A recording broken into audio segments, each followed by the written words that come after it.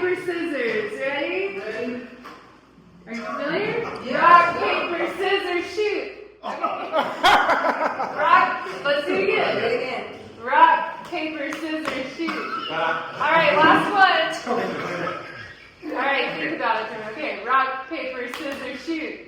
Okay, Dusty, you get to go first. This is Dusty Wiley. He's going to tell us why he's running for mayor. Okay, all you know me. My real name is Gerald Wiley. I go by Dusty. That's my middle name. So you see Gerald in the ballot. That's me. But anyways, the reason why I run is because what I've seen with the village government recently is in great turmoil. It's disarray, and I'm glad that you did invite Debbie Lee, because there's leadership skills that need to be developed in this group. That's currently there, and anybody else that comes in the future. I think I can develop that. Keep continuing to develop that group and the leadership skills that we will need to get what we do in the future. Because I'm looking for basically the last 6 years, Cloudcroft is in a spiral downhill, and it hasn't changed. Sorry when after Bill Denny left, and then Craig stepped in, he started doing some good things, he paid some bills that hadn't been paid for 4 years, whatever. And then something happened there, and it ended, whatever it was, I don't know. And then after that, now for the past 8+ months, we've had Mayor King here, and his leadership skills to what they are, and it still hasn't improved at this point, in my opinion. So that's why I'm running, and I want to get in there, and I want to resolve all these problems. And I went through the survey you guys did on my flyer. I picked up the top 5 that I'd like to work on. And I think Debbie mentioned that per state law you have to go through, pick them, and work on it through the structure. That's so you already see what I'm doing. Now, part of my experience, I have 33 years of experience in government in California. Most of it in middle management and upper management. I was in charge of a $77 million budget, 73 employees. I was in charge of HR part of it, as well as the budget part of it. So I'm well versed in all that information and how to do it. And I can lead Cloudcroft, get Cloudcroft on the right path. At this point, I think I'm done for what I need to say. And if there's any questions and answers, I'll be more than happy to answer at that point. All right, Tim. Well, I'm kind of a political junkie, and I'm going to use a statement some people might get, but some people might not. Who am I and why am I here? Well, basically, you guys know that I was appointed on December 17th of 2024, after Mayor Turner resigned. So I know that I don't have a lot of leadership experience, to be quite honest with you, with maybe technical leadership experience. But I try to lead by example. So anybody here that works with me in the office knows that I work about 40, 50 hours a week. I don't do anything that I wouldn't have anybody else do. I've learned a ton in the past 8 months. So I guess I would say, in difference to Dusty, is I now have 8 months of mayor experience. And I've learned it the hard way, with like 5 fire hoses coming at me. And Debbie Lee knows. Where's Debbie Lee? She left.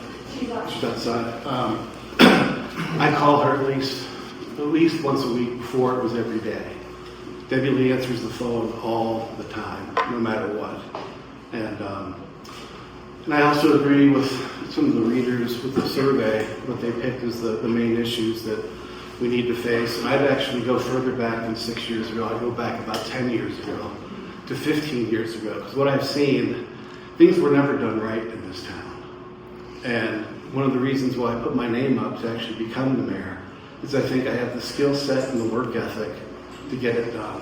And we have done a lot of things. So I've passed these out to you guys, if you want to take a look at, of kind of what we've done. And to me, on the top of this here, onwards and upwards, that's kind of our slogan, is that a vote for Mayor Timothy King is a vote for consistency, progress, and finishing the job that I started. I'm not going to quit. I'm not going to give up. And I'm going to keep working 40, 50 hours a week to get these things fixed. And I will say, too, is I'm not sure how Dusty can know so much of what's going on, because I haven't seen you with the council meeting since I was appointed mayor. So I know you might be getting your information from Facebook or the Cloudcroft Reader or wherever, but it's really good to be able to come into the meetings and actually be there and participate. So that's all. Thanks. Okay. All right. Thank you both. We're going to open it up for questions now. Yes. My question is for Jesse Wiley. Other than the council meeting that you attended last May when the police officers walked out and when you put in your name for mayor, how many council meetings have you attended in the last 2 years? And then a two-part question. Before that, when you were the judge, how many council meetings did you attend as judge when you were actually appointed to that position? Okay, as judge, I went to quite a few of the meetings. I chose not to speak at a lot of the meetings or have comment because as a judge, you can't have opinions one way or the other. And now as a constituent of Cloudcroft here, what I did was I get all the information, whether it be from the reader, whether it be I watch the videos or whatever of the meetings going on. And as you stated, you don't want to hear from the public. You're not going to answer. You can give you 2 minutes and you're done and you don't want to respond back. So there's no reason to go there and speak with you in person. It's not, I would like to continue my question with this, okay? It's the real happenings of this village, the day-to-day decisions that are made happen every second Tuesday, now it's every third Tuesday. You cannot take what somebody says as hearsay on the Reader, the Mountain Monthly, anything. My opinion is that before I was ever on council, I was an active member of planning and zoning for 3 years. I went to every planning and zoning meeting. I went to almost every single council meeting. I went even though I know that my public comment was just a public comment. I fought from the gallows as a constituent against the council when I felt it wasn't right. I'm just saying, as somebody who wants to be the leader of my community, how can you sit here and say that you are an active part when I have been at meetings for the last 4 years and the only times that I have seen you at these meetings are when there is turmoil and controversy? That's not when the big decisions happen. That's not when the meats and potatoes of this business is taken care of. It's on the daily, mundane meetings, and we don't just have meetings on our regular council meetings. Probably in the last year and 8 months, we have probably had triple the amount of meetings that we have ever had because we are trying to clean up this mess. I would just like to know if you think that you're going to step in now and be the mayor and the leader of this village, but your face has been very absent in those meetings for the last 2 years. That's all that I have to say.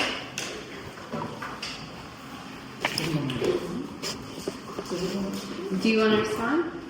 Yes, I can. First of all, when you have a group and the trustees and the mayor, you don't necessarily want everybody there commenting. The meeting's going to last forever.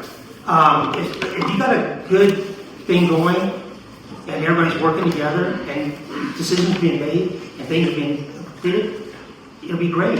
And yes, people do come when they're not being done. And yes, people will show up like they did in November, December, whatever, in January. I don't know what else to tell you. And I give you some advice as a trustee, do not use social media. I am not on social media. I haven't been on social media. I do not have a Facebook account anymore. Okay. I'll just say this. Just recently, there was comments made on social media by that the mayor and the trustee should not be elected based upon a popularity contest. I couldn't agree more. Somehow, maybe, I don't know, you might be well liked, whatever, and maybe you have a passion and a true calling to help Cloudcroft be a better place, but that doesn't make them a qualified leader to run Cloudcroft. Well, I have a, yeah. what would you say makes a qualified leader? A qualified leader? Yeah. To lead by example. Oh, that's what I do, thanks. I don't know if anybody in the audience that works with me can speak up. I got a question for you then. Yeah. The water bills have been screwed up since March. They've been screwed up for about 6 years. Nobody did anything about it. I'm on pause it with a page, boop, boop, boop, boop, Yeah, I know. and it was cut off in March. Yeah, it was, I know. So And no letter went out to that form. nothing's been right with that system for years. It was put in place in 2020. I'll give you an example of what I walked into. I have this piece of paper that you guys can look at. So we have a thing called Laserfiche that the village got in 2015. We didn't start using it until 2018. One thing you'll notice on these pages is there's multiple folders with the same name, with different versions, with different dates. So when I came into the village, there was no organization. There was none. So talk about leadership qualities. I respect your 33 years of working for the county in California, but you had a system that was already set up and you had data. So it's hard to come into a situation blind. You know, Donald Rumsfeld said there's known unknowns, unknown unknowns, and known knowns. I had about 150 unknown unknowns. And that's what I've been spending 8 months doing to try to fix. And the water software was kicked down the road. The can was kicked down for years and years. And we lost Casey, and I said, you know what, I have to learn this. And so I called Muni Billing, and I called Badger Meter, and I said, we have to fix this. You could ask JJ, we have 1,100 meters in this town, but we had 3,000 meters in Badger Meter. So what that meant, some were pre-provisioned, and those weren't taken off the system. So we had staff that didn't understand. Being a utility clerk is a huge, huge job. Everybody thinks it's just, oh, you collect the water bills. No, you don't. You have to know what's going on. And you did, and that's when I sat down and being a leader said, you know what, this stops now. We're going to have to learn this. You could ask JJ. We're going to sit down and we're going to figure this out.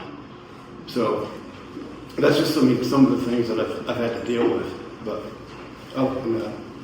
Sandra. I want to back up just one thing because that was an interesting specific.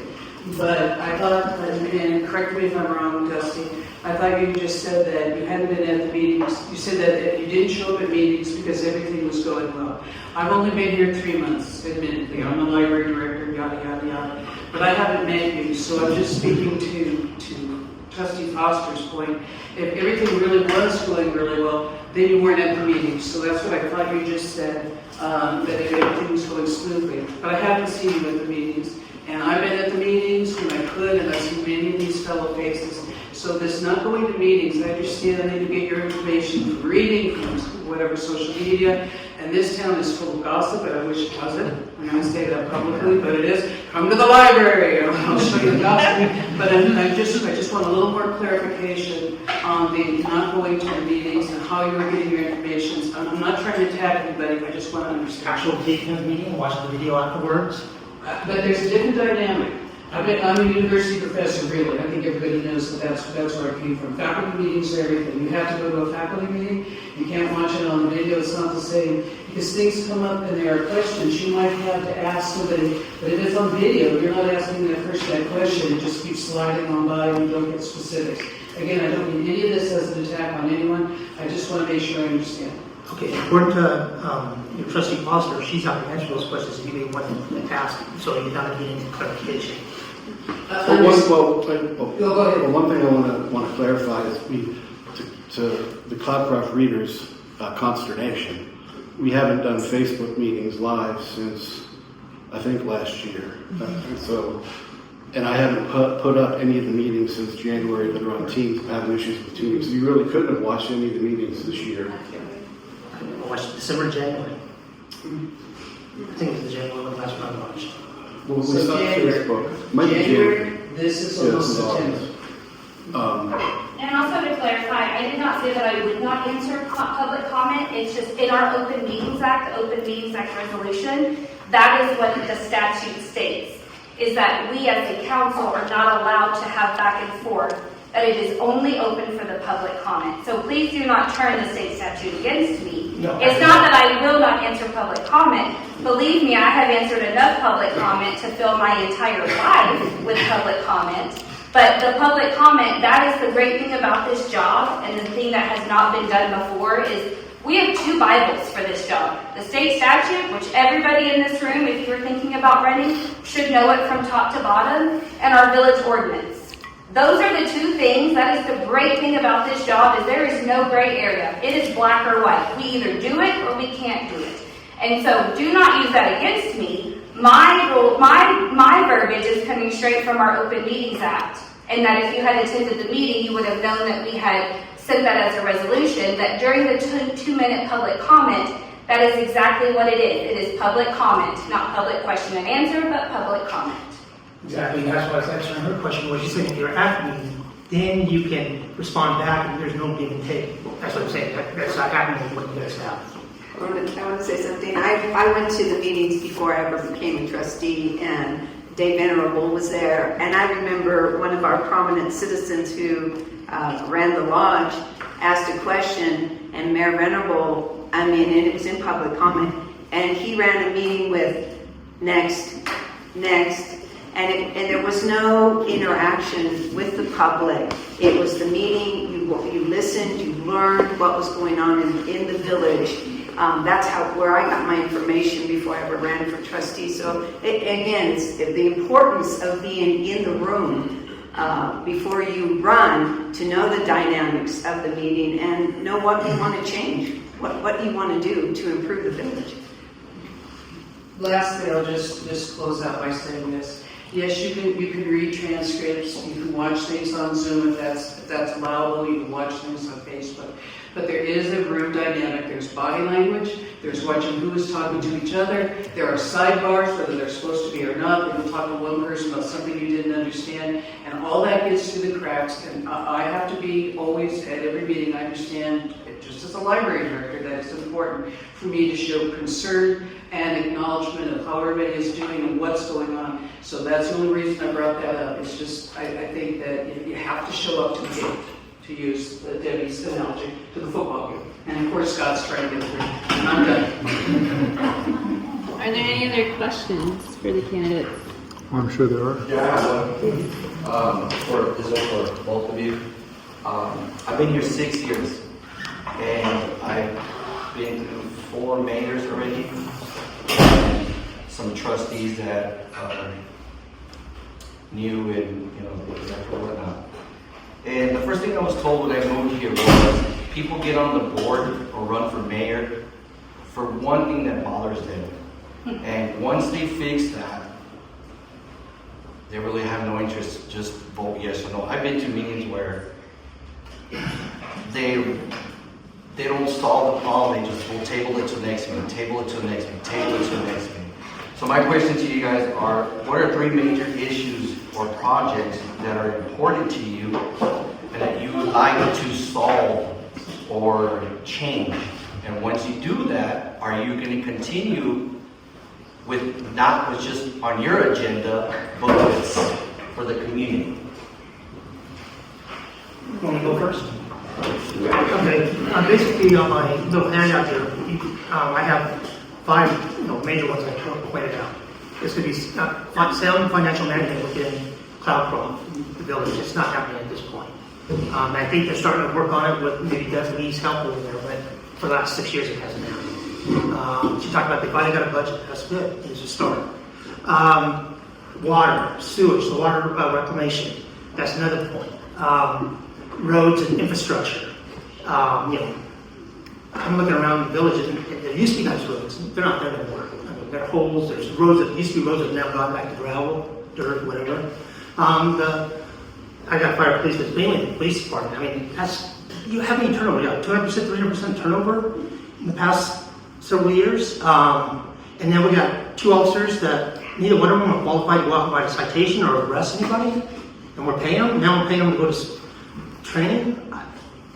I don't get a lot of that. Community first, it's always going to be my thing. And I'm going to be listening like you were asking. And those first 4 that I got right there, there's no way I'll get that done in this 2-year term. But anyways, it's a long progress. And I'm always, like I say, community first. I'm listening, I'm working, I have my door open if I'm there 24/7, basically. I have my phone number out here. You can call me. Did I answer all your questions? The This is not going to come as a surprise to anybody, especially Mr. Hearn. But my biggest goal is to have systems in place for the future. And the way to do that is with information science, GIS, and to be able to have, instead of paper forms, we're going to go digital because everybody in here has a cell phone. I guarantee you would be very upset if you went to Amazon and you had to send them a letter to get something. So that's my overarching vision, if you want to call it that we have to have some sort of a system that can be tracked and categorized and available to the public to be open government. So we don't have to do IPRAs. So I can put the budget up there in a dashboard and everybody can look at it. Everybody can download the data, analyze it themselves. That's my overarching theme from before I ran for trustee. I set up data because I love it, because it's my passion. Secondly, you're right, Dusty, the roads, water, sewage, everything. I mean, all these things are at the top of the list. But, as a leader, you have to kind of manage these things. So at one point, I think I put in this little document I passed out, was I went and met with the governor in March, and I took our wastewater treatment plant plan, and JJ gave me from CDW, and I met with her. I thought it went great, and I have a picture of it on the table, but nothing happened. Nothing happened, and I got to meet Gabe Vasquez and Senator Lujan, and told them the same thing. But one thing, as a success story, was I published that fire and rain story map, which had the Toboggan Canyon in it. And I saw Jansen Davis the other day at the hardware store, and he thanked me. He said, "You know what? We're getting our funding because you published that story, and it was known. It was known for years that Toboggan Canyon was a 10-foot trench, but nothing was done about it. It was talked about at meetings, but nothing was done. So I published a story map, and now they're getting their funding." So that's just, you have to be active, you have to be a leader, you have to lead by example. All these issues, everybody knows in Cloudcroft, it's water, sewage, and roads. And we're going to work on that. We got our first budget in basically since 2023. And it's the first time we got our budget in since we've been on LGBMS that had our debt details balanced. So what that means is we have a lot of debt, right? We have a lot of loans. So before, the stuff wasn't balanced. So we didn't know how much we were paying. But another thing on the budget thing, it's a huge deal that we got the budget in. First the interim budget and then the final budget. But what else? I totally lost my train of thought. But no, the budget, that's like the most important thing. That's my biggest concern. Once we get the budget fixed, I'm not going to stop. Anybody that works with me knows I don't stop. I don't sleep until it kills me. But does that answer? Yeah, I have one question if I may. So you're implementing GIS, okay? You know how I feel about technology. I'm like Trustee Mater, I'm old school. I get it, it's going that way. I feel in a small town like this though, there's other priorities before that we need to fix before GIS. Let's just say, not try to knock you, but say you don't win. Do you think GIS is going to continue after you're gone? Is it just a waste of money of all those TVs, all that technology? Who's going to run it? And how is that going to help, like as far as maintenance? And I can see how the police, but how is that going to help us? And especially if you don't get elected, all this money that we got to do this, who's going to run it after that? Well, the thing is, if you have a vision, you got to go with the vision. You got to trust yourself, and you got to be able to think that you're gonna win. I think I'm gonna win. So I'm not going to think that way. I'm not going to think negatively. But we have to future-proof the city because AI it's here. And these small villages in New Mexico, they're already been hollowed out over the years. That were from Youngstown, Ohio, got hollowed out in 1977. So unless you prepare for the future's going to take care of you. It's not going to be very nice. Can I comment real quick? Yeah. Just to add to it. So all of that money, JJ, that was us. That and we helped several cities. But, so the village residents didn't pay for all that technology, but how it's gonna help you, and I saw the city, also they were totally against all that technology. Guess what? Now they know where they have a leak, now they know what pipes need to be replaced, now they have more efficiency in communicating. There is a tremendous benefit, so whoever is there really needs to keep that going to help you do your job more efficiently, to give you the resources to be a better water and wastewater. You need plants and pipes and those, and that kind of technology is what's going to help you. Do you have a question? You're one of my champions. Do you have a question? I do. I have a question, more kind of like a comment, and it kind of goes back to my earlier question of being in attendance at the meetings. I would just caution anybody who is going to vote for anybody who promises quick results. If you have been involved in village council or been involved in our village meetings, you will know that half of the decisions that have been decided on or that have been implemented this year were not even voted on by this current council. It was voted on by councils beforehand. Like if you have traveled the roads down Corona or Curlew or up by Mountaintop, you will see a lot of flagging along the roads. That was a project that started long before I ever was elected on council. These projects take years. There are 2 to 3 years of engineering for every single project that we get a grant for. And then after that, we run out of money because engineering takes up all of our money. So then we have to go back and reauthorize the grant or go back and get the grant.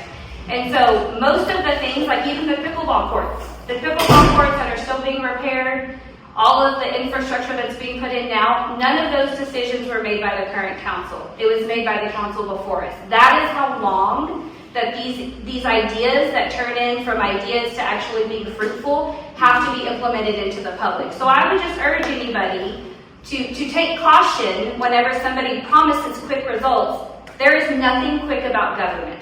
It takes a long, long time. Decisions that I have made on this council could possibly not be implemented until I am off of this council or even years down the road. And so just take that with like a mustard seed. It's small and it takes time to grow, but that everything that has been promised to be done, like our ICIP projects, again, they are 5-10 years in the making.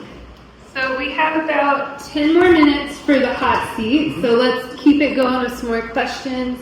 One more I have a question. comment about that. So to me, what your comment puts up in the foreground is strategic planning. Yes. Right? And Debbie talked about this, and I'm not sure if we all know what we mean by that, but without it, things don't happen, right? And you kind of keep putting out fires, but we have to have a plan. So I would love to hear each of you talk to that. I mean, it's one thing to rattle off 5 issues, but what's the plan? Again, it goes back to leadership. It's going to be, leading your trustees and getting their confidence and having them vote together versus what elsewhere doesn't just ever settled and finalized. It's being tabled, like budgets in the past. I mean, that's a separate issue. But, a year later, next year, they haven't done the budget from the prior year. But right. anyways. So there needs to be a plan. Yes, exactly. That's what I'm saying. And you can't come up with a plan right now on each one of these things, but it's going to be working with the trustees. And again, not in a forum, but one-on-one, each of them, back and forth. So you get everybody's ideas, and you can go back and you can work it and have it ready to go. Whatever that plan might be for any of those topics. But you got to communicate with them. If you don't communicate, you're not going to get anywhere. Well, one thing is we do have a comprehensive plan from 2014 that I don't think was totally implemented because most of these plans get done and they get put on a shelf, like 95% of government documents. So the first thing to do is to try to get that plan and make it a living plan that people have access to that you can change. And I'm going to say it again. I know Leadership Cloudcroft reader survey said, I'm sick of hearing about GIS. So That wasn't me. you guys got to give me the ideas right. But that's how you make these plans. You make them available to people and they're living documents. Because I don't know what happened with that 2014 one. I was just looking at the CD. There's no digital data on that thing at all. It's a digital PDF that was put on a CD. So you get that data, you put it into a system, that people can access, that people can comment on, and then you move forward, you make a new plan. And then what I'm hoping, we have funding, I think, from Lauren, we're going to have a comprehensive plan through the COG and the SMAC, we might be getting money. But then you implement it, and it's a living document, and you use that. And if it's a living document and not a piece of paper on a shelf, you'll have to follow it. So we can bring it up every meeting on the TVs that we have in the chambers or on the website, and people can look at it and comment on it. And that's how you do it. And that's technology, and that's leadership. And if we want to, we can spend $1 million and hire somebody to do it, but we're not going to do that either. Because we have enough talented people in this town that can do this. And we got the grant for the library, where we have those 100 licenses which haven't had time to get out yet. But we're going to enable people, empower people that live here. And that's the main goal on the planning, strategic planning. I've got a question, and this is something I think is not a long-range plan or action, something happen immediately. Consistently what we hear is people ask us, why is there so much staff turnover? We've had 10 policemen in the last... One word, trust. Okay, well, we'll come to that. My question, and what I'm kind of curious about to hear how you guys would approach it is there a process about how we interview and hire people? It seems like we hire people quickly, we turn around and fire them. You had a clerk, you hired her 3 months later, she's gone. We had a policeman hired in July, he's gone. How much vetting and how intensive is an interview process to hire people so that we don't quickly find out that they're not the right fit for us? So what I'd like to hear is, how do you want to, and how do you think the village should approach hiring of staff, and what does that process look like? Well, I definitely think we have to do a better job. I think we've started to with Chief Rollo. We hired Chief Rollo. There was a committee for that. But it does need to be better. So we need to vet people a little bit better. And Davis. Yeah, She's developing a compensation Grace and plan Matthew. for you So now. we're supposed to have that within the month, maybe. Yeah, the compensation plan. she's we're at 2 today, and I'll ask. So we called her Wednesday, and she was heavily engaged in it. It's what she does. She works for Texas Tech. She does HR for them. She's a certified HR professional. Well, one thing as well is the previous mayor had the whole system sent last March. We prepared a HR management plan for Cloudcroft. Sent it to your previous mayor, and I'm not here to criticize. I don't know why it didn't go any further, but it needed approval and input from the trustees in order to go to the next step. But it includes job descriptions, compensation plans, updating personnel manuals, a whole host of things. Dusty, I know you heard something, but I want to just real quickly ask you, before you put an officer with a weapon on the street, wouldn't it make sense for you to sit down and look them in the eye and ask them questions and get a feel of them? Yes. Or do you want to wait until after they're on the street before you start finding about their character? No, you should be upfront talking with them. You should do thorough backgrounds. You should be asking that department where we came from for the information. They'll share it with you. So you see if he's very aggressive, he'll have a file, or she, or whoever it may be. Can I piggyback on that real quick? Yes. So, we're having a lot of questions about backgrounds and vettings and, I need to go to the school and so forth and so on. It doesn't matter who you hire, okay? You can hire somebody who's a police officer right now. You can't outfit him with a gun and badge and send him out to the street and say, okay, go ahead, give tickets. There's a process, okay? Number one, I'll give you an example. There's a background investigation. Where I come from, my background investigation took 2 years. 2 years, okay? So I'm used to those kinds of background investigations, those kinds of vettings, okay? I don't have 2 years here, right? Obviously. So what I have to do is And again, I'm by myself. I don't have anybody to back me up, to help out. I don't have anybody to give responsibilities, to share responsibilities. I have to do everything by myself. So I hire somebody. He's good to go. He's going right now. No, he can't. I got to do a background investigation on him. That might take 4 weeks. Okay? 4 weeks. Now, I don't know what kind of officer he is because I don't know his temperament. I don't know what he does. Yes, I did do a background investigation on him. Everything came back fine. There's no red flags. Maybe there's a red flag. Doesn't matter. Now he's got to go through FTO training. Guess what? I don't have an FTO. So I got to send him down to Otero County Sheriff's Office so he can go do a background or an FTO down there. Guess how long that is? A month. So this thing about, oh, we need somebody right now, I'm sorry. That's not going to happen in the perfect world. In a perfect world, maybe, but not here. I am liable for the person that I bring here and give a gun and badge to. I have to make sure that this individual is responsible enough, honest enough, has morals, has values, and has the integrity to give that gun and badge. They have to earn it. It's not given to them because it's my name on it. So, I'm sorry this is taking a long time. I'm trying. I'm retired. I don't need this job. But I took it because I live here. I took it because I want to make a difference. So I'm trying. By myself, give me a chance, and I will see what I can do. That's all I have. Would it be helpful to you to have the council and the mayor also be a part of the interview process to help reinforce your decision? The interview process is fine. I can have a board. For example, I had, maybe you ladies can help me? Yes. With the board. Well, I'd like to piggyback on Yes. the thing that Chief said. Again, state statute ordinances, again, government is slow.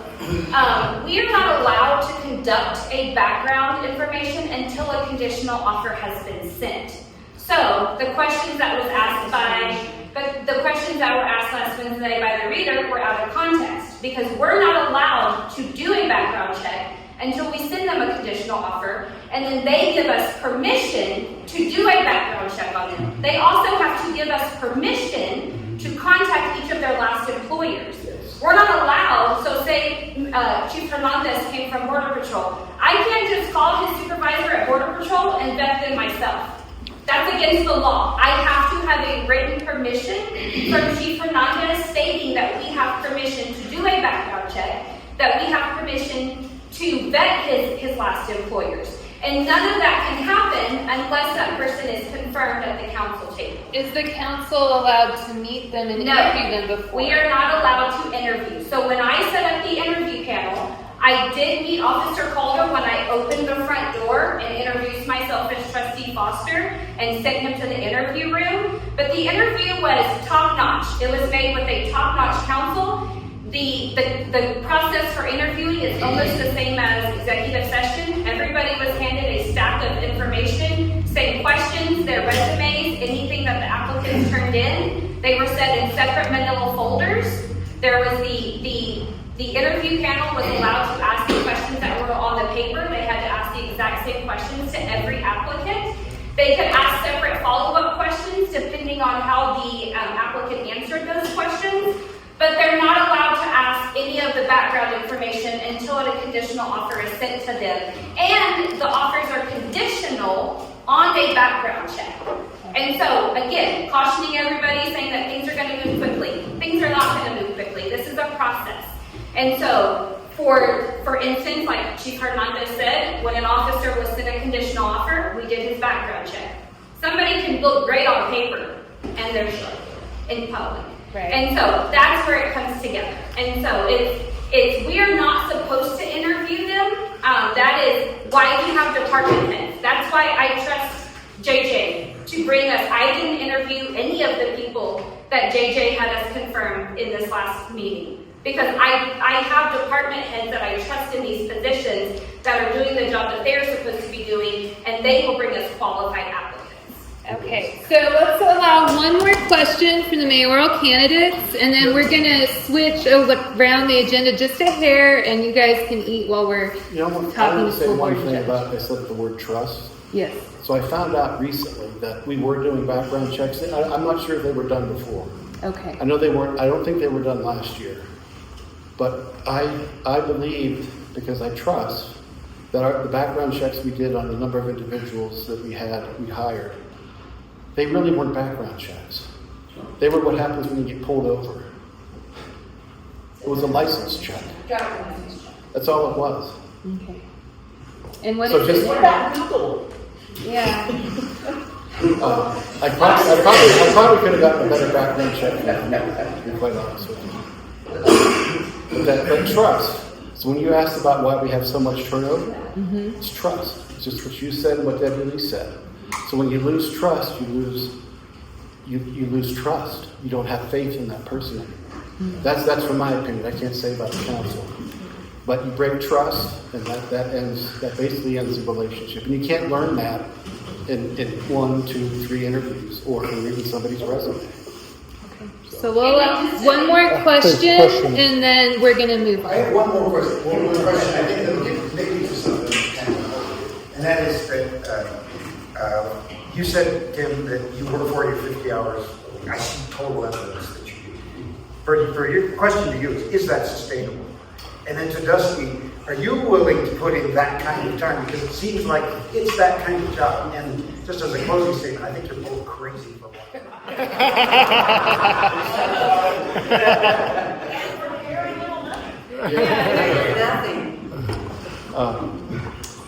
To a certain extent, it's probably not sustainable long term, but the hope is, like I kind of put on that thing I passed out, consistency. What the village needs now is consistency, and I'm willing to work another 2 years. I don't want to work 40, 50 hours a week for 2 years. That's too much. But once we have a really good team. We're building an awesome team. And once we get that team, I'm getting help. So getting help, I don't have to worry about things anymore. With Ashley in the front office, with the utility clerk, with Sylvia, they come to me.